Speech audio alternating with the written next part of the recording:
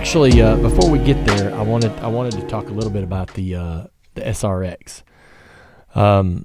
This is this is a series that's been going on for a couple of years. A lot of people were really excited about it.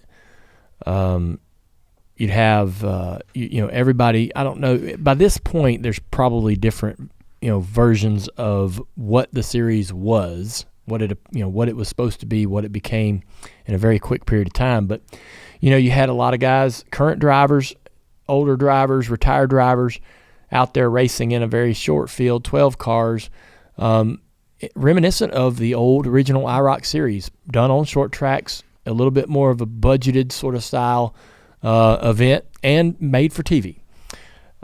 When you started SRX, when the series is really kind of being built, are you the mastermind, or are you feeling more of a partner? How much real control, creative control out of the gate did you have? Well, the first year I was the creative control, right? Yeah. I designed the cars, right down to drawn the bodies. Worked with Tony, Yuri, and the folks over at Fury, taking one of their chassis and modifying it.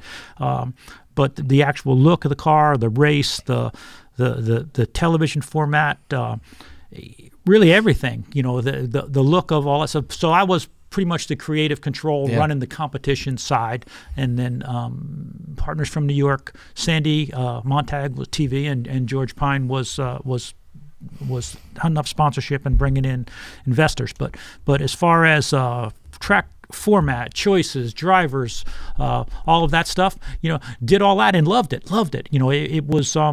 It was amazing, right down to the point where would sit with Pam Miller and do the minute-by-minute TV stuff, hands and everything. And when I designed that series, I wanted it to be a mini IROC for drivers that, again, guys like you and Jeff and Tony, guys that are retiring from the sport younger and younger, but didn't really want to race, but wouldn't mind doing something like that. It was safer and have a little bit of fun, and made it, a special, a motorsports entertainment made for TV type series. Yeah. Did you when determining the tracks you were going to go to, was that your goal out of the gate, is to go to these local short tracks and find these local audiences?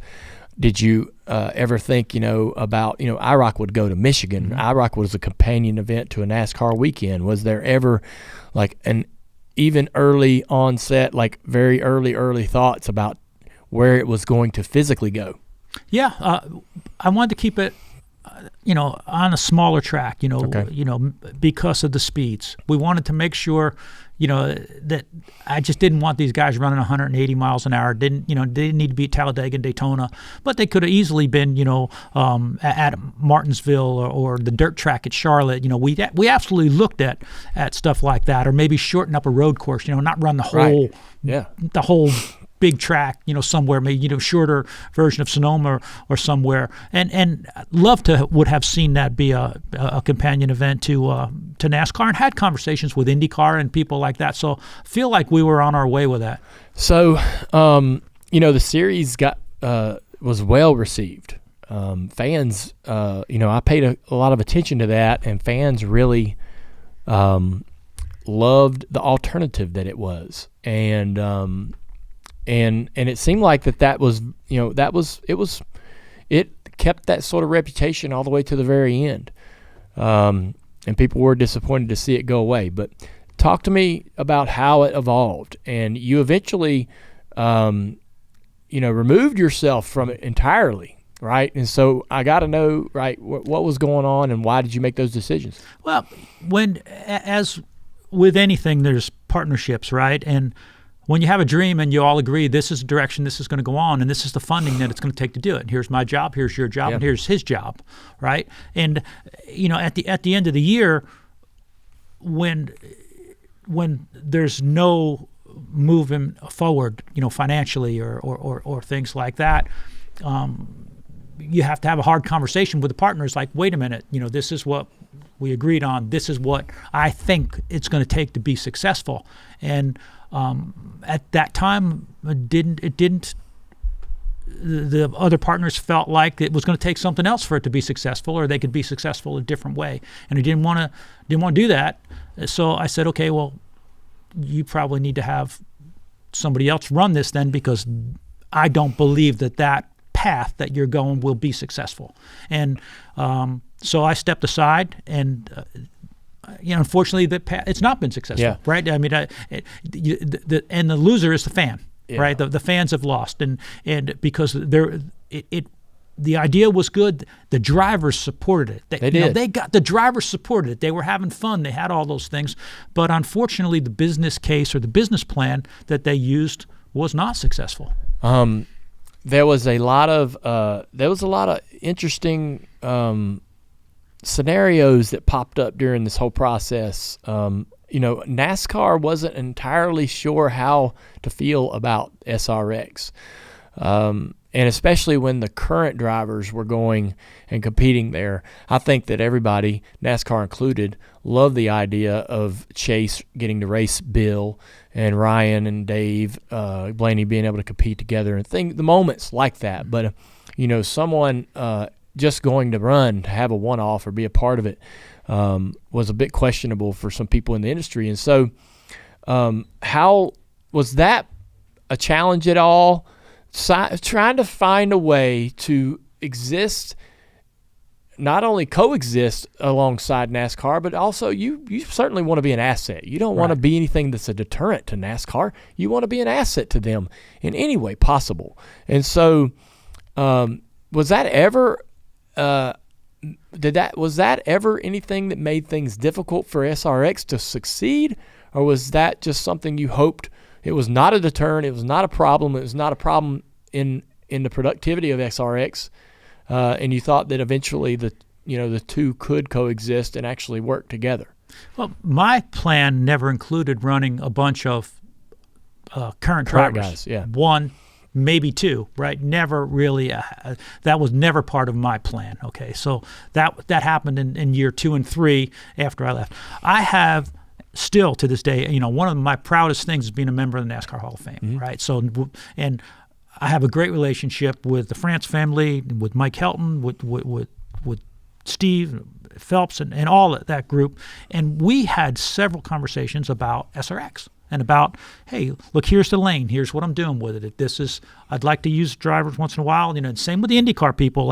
But it was really about bringing in the superstars that weren't racing full-time anymore, and then mixing them with a local short track hero, which I think is really important. Local short track hero, and then a current star, from whether that's from road racing, Indy cars, sprint cars, whatever. And it got turned off a base there, and I can't really comment on whether that had any problem or not, but I can tell you that we worked hand in hand pretty good with NASCAR as we were doing it, and I have had, again, great conversations about where I plan on going with IROC, and as you know, that NASCAR now currently owns the historic sports car racing, and looking at how we can get these vintage IROC cars back on track, and then figure out where it goes from there. But I think once it got off to being again, a bunch of current Cup guys, it became something much different than I started it to be. All right, so you step back, remove yourself entirely. Was it a slow process? Was that is it quick? No, it was a pretty quick. It was a pretty quick process. One of the things that, as you know me, you've known me for a long time. Sometimes I say what's on my mind, say it pretty quick. That was basically a phone call where I'd given all I could give, and deep down when you give all you can give, and somebody's telling you that just ain't right. Well, I was like, well, you know what? You all have a nice day. I'm gonna go build old cars. Emotionally, as you watch the SRX continue, emotionally, any challenge to watch it continue on down this other path and doing this? Oh yeah, I mean, I'd be lying if I said there wasn't. I mean, it's like watching your old girlfriend. Going down a date with somebody else, and you keep thinking, man, that's not going to be good for you. But it was, and emotionally, it did bother me to see some of the changes that were made, and some of the things that it was becoming that we had never intended it to do. And I watched some of the turns that they made, and I thought to myself, that's not gonna. it's just not going to make it. And unfortunately, they didn't. Do you think the SRX series ever returns? Don't know. I know that I think there's a place for a series like that if it's done properly and there's a business case, and that business case has to be really looked at. And I don't think you can go from point A to point D like a rocket ship, right? You got to go B, C, and so I think that there's 100% a place for something like what IROC was or SRX was, that is a form of motorsports entertainment, because the fans need to be entertained. Yeah. They need to be entertained.